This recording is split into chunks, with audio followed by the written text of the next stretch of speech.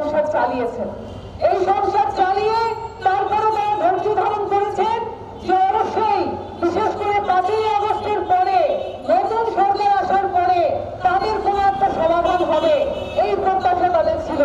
এই প্রত্যাশা করাটা কি ভুল? এই প্রত্যাশা করা কি অন্যায়?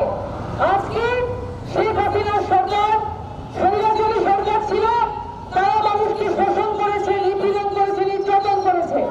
তার বিরুদ্ধে মানুষ রুখে দাঁড়িয়েছে, শেখ হাসিনা পালিয়ে গেছে, আজকে নতুন সরকার দেশে ক্ষমতায় এসেছে। তার কাজটা কি? আজকে সারা দেশে আমাদের এখানে হিসাব করে দেখানো হয়েছে যে 66টা সেক্টরে এখানে প্রায় 6 লাখ কর্মচারী আছে, যাদেরকে স্থায়ী কাজ সেই অস্থায়ী শ্রমিককে করানো হচ্ছে।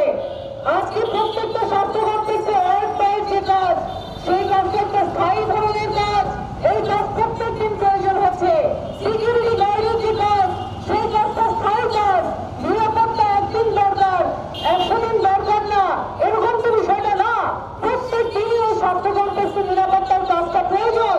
তাহলে সেই স্থায়ী কাজ অস্থায়ী শ্রমিককে